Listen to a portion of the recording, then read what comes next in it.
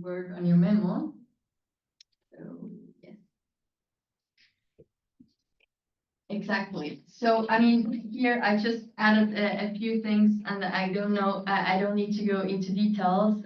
It was already mentioned, and now I'm always mixing these two views of founder perspective and VC perspective, but just because we also have people here in the room that want to go into like the founder journey, I wanted to keep that, and we have heard Andrea saying it, and we also have heard Kati saying it.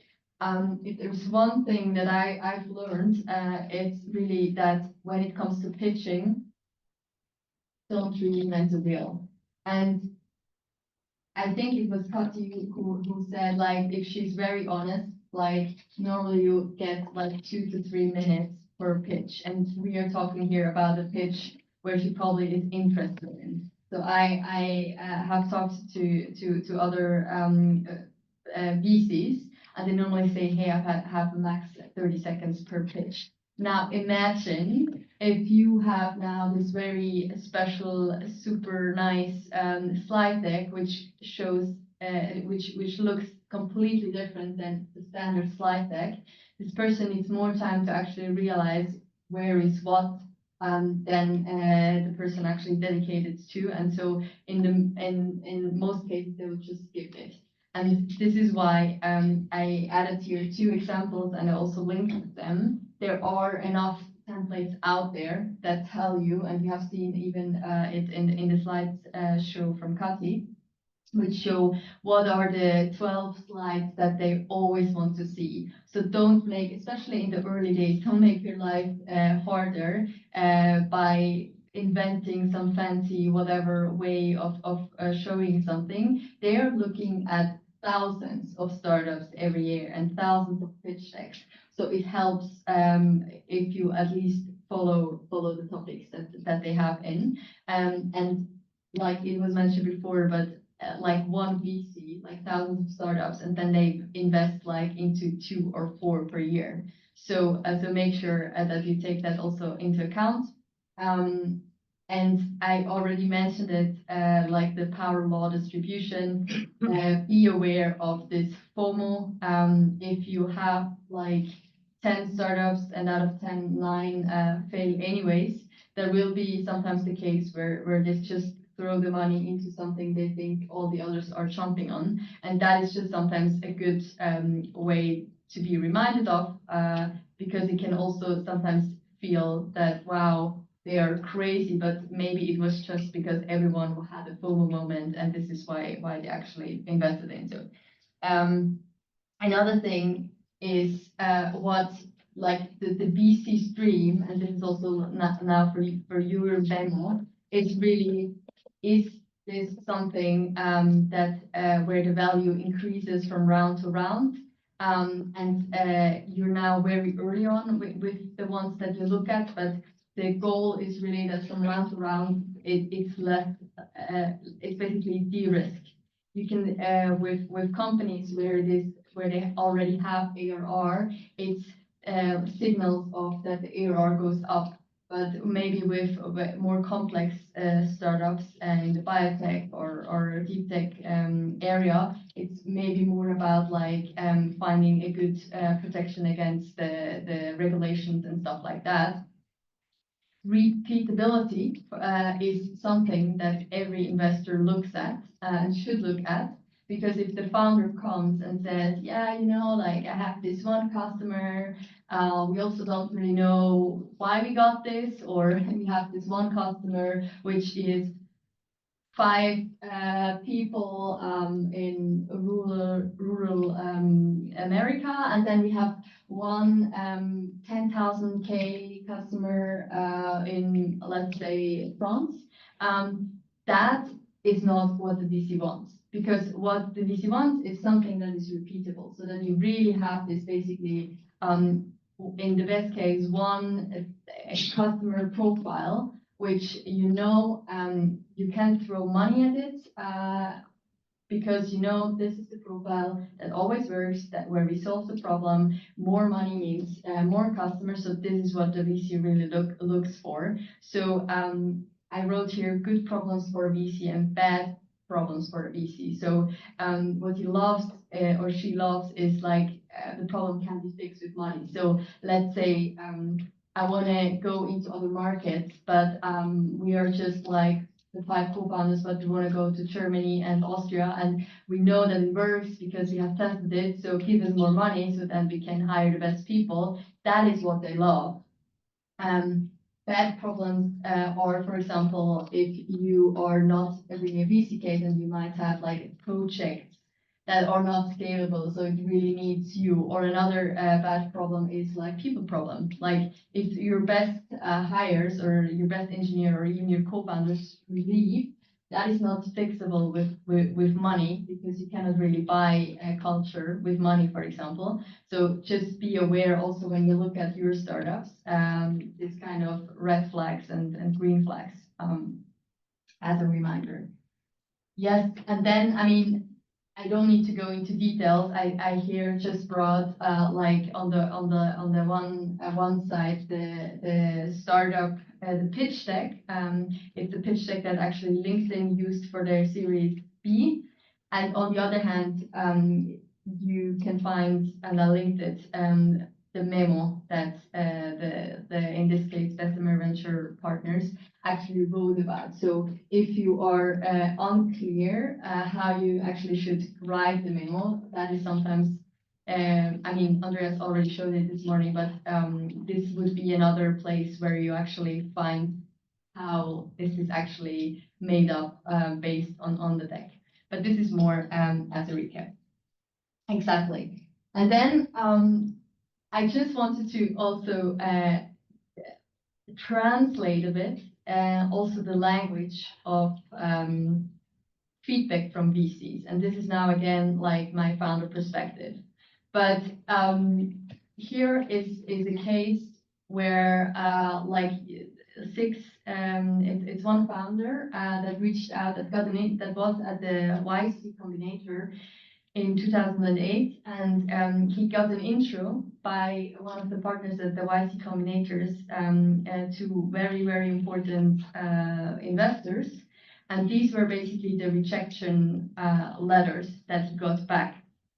And I took some of the rejections phrases out of it to kind of unpack the VC feedback. So one person wrote, hey Brian, we don't think it's the right opportunity from an investment perspective. So what they're saying, it's not a fit. Now, what does this mean? It can mean, like, as we said in the morning, where I explained to a bit, like there are funds that are for super early startups, and there are funds that only concentrate on later stages. It can also be that you reach a partner that is solely focusing on biotech, but you actually have a B2B like health tech, for example. So that could be a signal, because you know you don't always get feedback. If you get feedback sometimes, and most often is kind of this diplomatic feedback, because if they're one thing, remember the FOMO, they also always want to stay in the loop. So they will never say completely no, this is bullshit, but they will always pack it in some way, so that if things turn around, they might still say, oh, now I'm interested. So this is why it's important to also understand this almost yeses and know what to do about it. Another thing that this founder got was, if you get to the point of Series A investment, please let us know and we'll take a look. So the VC feedback can say, hey, it's too early or too late. Again, like depending on which fund it is, that could be the meaning behind it, but it could also be that you first need to get to a certain milestone until they will talk to you again. So for example, especially in the early stages, there is this magic number of 1 million ARR, where they normally say, hey, once you reach that 1 million ARR, we can talk about the next round. ARR, for those who are not familiar with it, is annual recurring revenue. So this is especially for B2, like for SaaS models where you have subscription, so software as a service.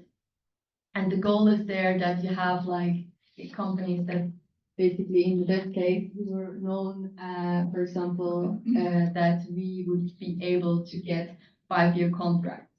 So you know for the next 5 years, this customer is locked in, basically. And that is what the investor wants to see, so the recurring revenue. Another thing this founder got was the potential market opportunity did not seem large enough. And this morning, Andreas was talking about with Deploy about like their visions or rather their expectations of how would the outcome be with this and this, and then they showed like 1 billion exit or 10 billion exit and so on. And if a VC gives you that feedback, then he or she doesn't believe that the market is big enough, and it might even not be a VC case. And as I think we already mentioned, not every startup needs to be a VC case. There are many other ways how you can finance your venture, be bootstrap or crowdfunding or any other way. Exactly.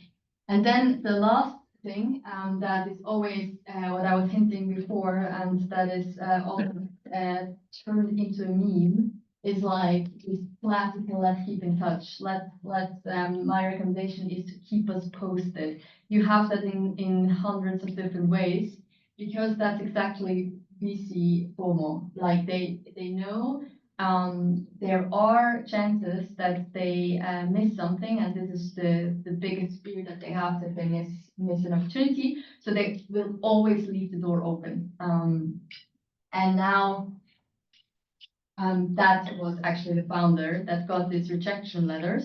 It's Brian Chesky, and by today, this company is valued at 85 billion. Back then, I think it was raising a few 100,000. It's just also a good reminder of, just because people say yes as they know, it doesn't mean that you cannot succeed. But if you would just stick to the rejections that they shared, you would think this is really a bad case and a lost case. So just to not give up hope. Yes, and speaking of this, you might have heard about this, and I was hinting at that before. There are even companies that have publicly this anti-portfolio. And Bessemer Venture Partners has actually Airbnb in this portfolio. So they probably were one of these companies or investors that told Brian, it's not a fit for us, the market is too small, blah, blah, blah. And there are many investors. I even once an investor reached out, or I had the pleasure of talking to him, and he was like, oh, I know when your co-founder reached out to me on LinkedIn, but I was super busy and I had so many emails and I completely missed it. And yeah, so then they sometimes are with a lot of regret putting names on this list, but it's just a fact. But be always aware, and so if you pitch, it helps to also create this FOMO moment, because as I said, if there's one thing that they don't want to is missing a great deal. Yes, and now we're getting into a little bit of the founders agreement we had this morning, and what we also talked about is the SHA, so the shareholders agreement, that is then also legally binding. And there are just a few terms that founders should absolutely understand, and I guess, or I would say also investors. And of course, I do hear a bit of advertisement for our podcast, but I'm basically doing this podcast because I believe that this is valuable insight. So we had just this week like a lawyer, a startup lawyer on the podcast, who actually came up with that when I asked him, hey, what are the terms that founders really need to understand when reading their shareholders agreement? And it's One is the reverse vesting. So normally, even though you as a founder, you found this company, but once you get then VCs involved, like the reverse vesting applies. So normally this is 4 years. So this is just to make sure that a founder who raises 10 millions and then the next stage just says, okay, buy and takes its shares with it, that this doesn't happen. So normally you have a cliff, this is called, of 1 year. So if the founder leaves within this 1 year, the founder doesn't get any shares. So he or she has to give back the shares. And then after 1 year cliff, like it starts to count up until 4 years, but you also see it sometimes that depending on which new investors come in, like the vesting period is extended. But this is again, as so many things in this whole discussion about valuation and about this term details, it's all about negotiation. And of course, if you are a super hyped AI startup who everyone wants to invest in, you decide what is in this term sheet. But of course, if no one except one wants to invest in you, then you also need to a little bit do what the other party. So it's always a negotiation game. There is also this good, bad, and by now you also have the gray lever. Do you want to say something? Isa mentioned it, there is normally like different ways how founders can leave. So good lever is one case which says in its name it's in a good spirit. Bad lever is, for example, if somebody leaves because the person did fraud or misconducted in a very bad way. And by now, you sometimes also have this gray lever where you have something in between, but it always depends. But this is, if you get the chance to look into a shareholders agreement of your startups, it's always good to look at how the definitions are. You have the liquidations preferences. Have you already heard about liquidation preferences before? Yeah. No? No? Yeah. A few? Can you explain what it means?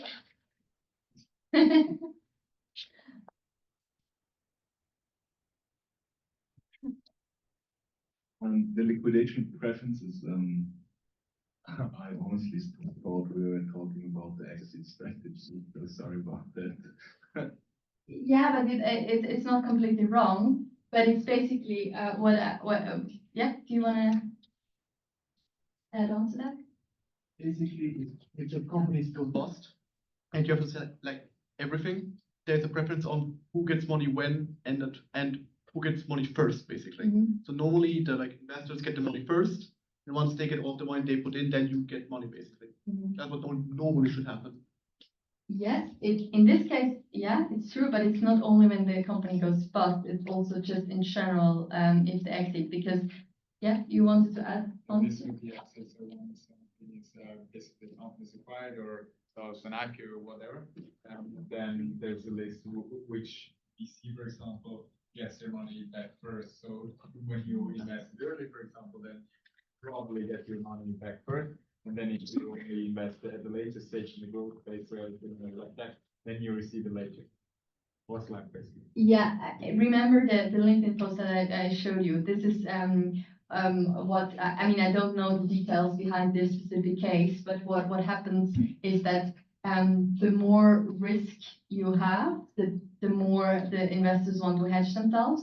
And so sometimes when it's a super risky deal, they say yes, but and then they put in like a 1 or 2x liquidation preference in, which you as a founder should always be aware of, because like 1x is, I think, yes, you can discuss it, but if it's then 2x or 3x, that means that if you have an exit, even if it looks like in this case a successful exit, it means that first the investor gets 3 times the money that they invested, and only then the founders get the money. And so it's kind of a waterfall principle. And so this is just something you should be aware.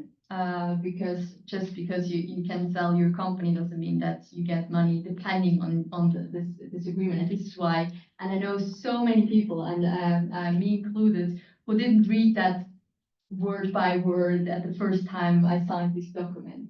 And it's really something. You should just like have this kind of clauses where you should just understand what you're signing. And maybe to add to that, so it's usually at later stages that these liquidation preferences are entered because it's big VC funds investing a lot of money, let's say 50 million or something, and they, for example, put a 1x liquidation preference, which means that if the company sells for a lower valuation or something, for lower acquisition price, they get just all of their money back because it's a lot of money.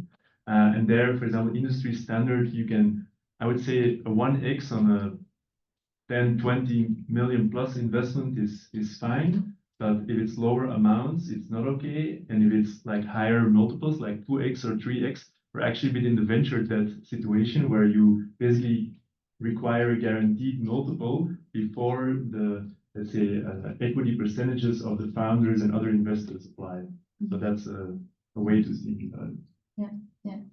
Yeah, and then two other things that are crucial to understand is the drag-along clause, that you make sure that such clauses are good and not bad, meaning there are these minority rights, so that if like a majority shareholder sells, you want to make sure that a minority shareholder cannot block the deal, but it should always also protect the interest of the majority shareholder. But just, I mean, I put this here, but before you sign a term sheet, it might make sense to involve a lawyer so that you really understand what you're signing. And just the last point, another important thing, and if you have access to a shareholders agreement, it's also important from an investor. Look at on the board level whether any investor has veto rights, or on a shareholder level, like about what are the maturities and stuff. Because if you know, like, let's say an angel has veto rights, I'm not sure whether you want to invest into that,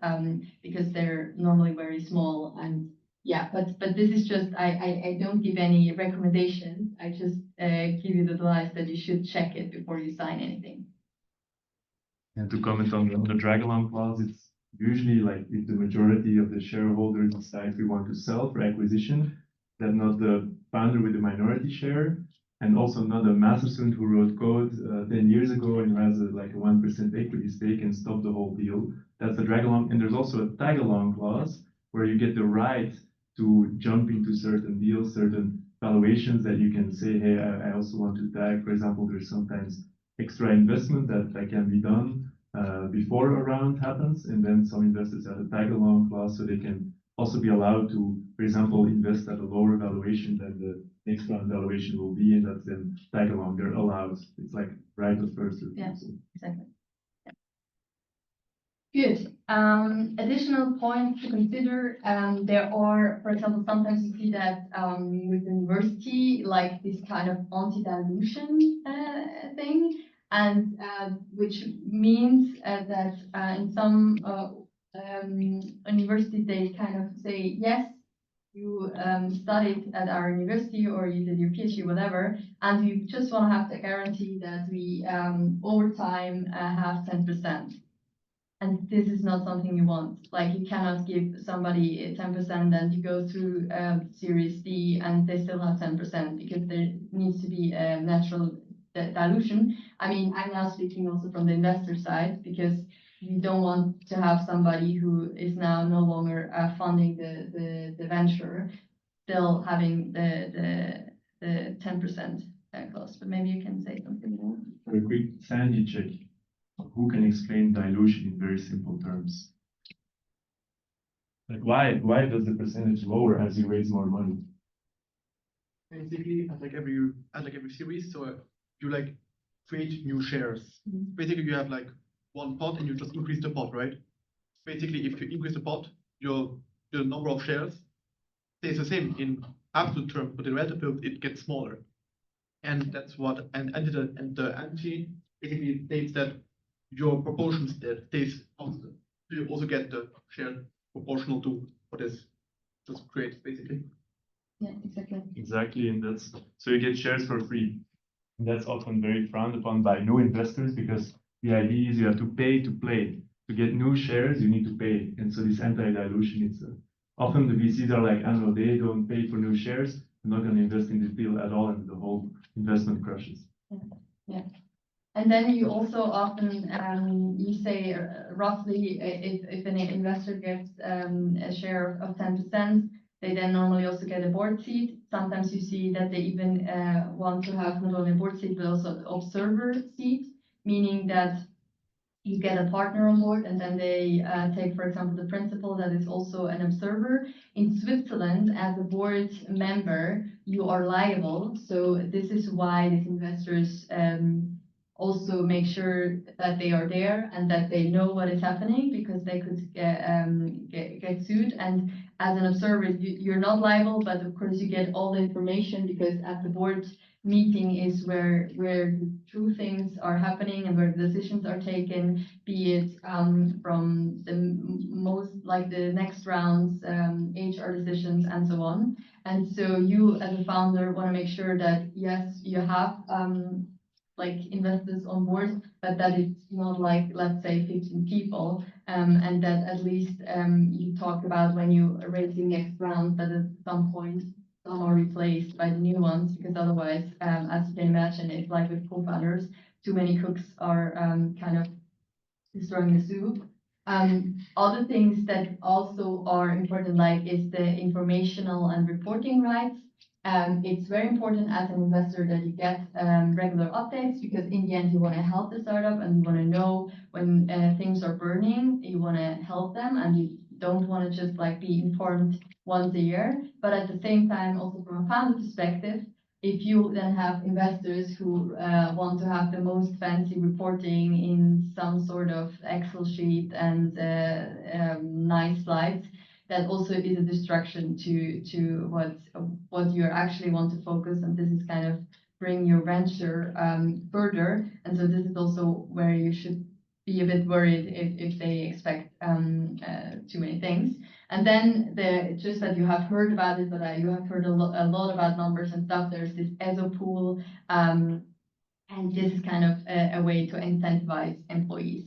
And one thing, just a tip, and it's easier said than done because it always depends your kind of power that you have in the negotiation. But if you can design contracts that get simpler over time and don't stack up. And for example, the liquidation preference, it's a fair point if especially like a VC that comes in and gives 50 million, that they have kind of a 1x liquidation preference so that you don't go out, take the 50 million and then sell. But that you kind of, what I've seen with some founders is that they say, okay, you have this liquidation preference until the next round because then they are more safe. Because in the end, it's a de-risk vehicle and shouldn't be forever. So that's, but as I said, it's really like a negotiation game. Now, just looking at the time, here, as you know, Arnaud is also involved or was involved with the S2S venture, and they were so kind to actually share the pre-seed term sheet with the public or with you, as far as I know. I've never seen this one. Okay, great. The one is actually public on the website. Yeah. Term sheet. Yeah, it's that. Oh, then they Yeah. changed it. So I mean, this was from a I while got ago. it from Alex. Yeah, but we don't need to go into full details because I'm aware that you have seen a lot of things. But this is really an example of a rather founder-friendly term sheet. Yeah, let's use the one from the website. I think it's better. But this is the one Alex showed last year. But this is the one. But Okay. then. Anyway, I'll let you do. Yeah, I mean, we will add both links so that you can look around. I mean, here you have different clauses. For example, there is this employee participation package, and you can always decide, hey, will you have this package already before you raise the new round, or do you add it to once the round is over? And of course, then we are again with the dilution. If you do it before, you dilute the current investors. If you add this 15% or 10% as a pool afterwards, then also the new investors get diluted. That is in theory. Of course, investors are not stupid. So if you really want to have it afterwards, they will also calculate that into the valuation depending on the negotiation that you have. So as always, it's a negotiation game. Here you also see some liquidation preference, how this could look like, some founder vesting that I was talking about here over 4 years with 1-year cliff. This is very standard, but you have also seen longer vesting periods, but this is kind of very, very standard. Yes, and this is important, like a term sheet is legally not binding. And as a founder, as I was also mentioning in the morning, normally you really try to talk to many VCs, and then in this 2-week period, you try to, if you get the term sheet from one VC, you don't sign it directly, but rather than go to other investors and create this FOMO so that you can kind of play the VCs also against each other to get your favorable terms. That is what also Andreas mentioned with the VC game or the fundraising game as an enterprise sale. This is very, and this is the last one for this session. We have now talked a lot and also heard a lot about the due diligence, the DD, as like the word is called among VCs. And it's often like the due diligence of the founders, of the business, of like checking out customer reviews and so on. But what often gets forgotten is that also the founders should actually do a due diligence. And this is really something that I find so crucial to understand is, as a founder, you really sign up like a marriage. It's even kind of worse, not in a bad way, but stronger than in a marriage, because a marriage you can also divorce. But with an investor, it's very hard to get out of it if it's not through an exit or the like. So it's very important that you talk to other founders that this investor has in her or his portfolio. And there, I also advise you to also talk to founders that went, or startups that went through also a crisis situation. Because I find the moment where it most counts, how VC is the moment of crisis. Is this a VC who that just pushes through and no matter what, it's all about whatever it is, money, prestige, or whatnot? Or is this a founder, a VC who really backs its founder, is here, understands that things go sometimes south and you need to kind of recalibrate? And I think that is what you want, to have a trusted partner that really holds you back also in times that are not so easy. So that is this part. And before we now dive into the last part, I wanted to ask whether you have any specific questions based on what we were just discussing.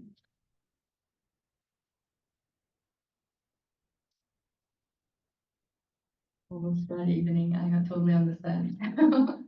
They're working very hard on their memos. Yeah, I know. All right. So we do the last session, and then you can either go to the weekend or Friday evening, or so do you need a small break, or do you prefer to go through it and then have the bigger break? Small break? Small break. Yeah, 5 minutes? Good.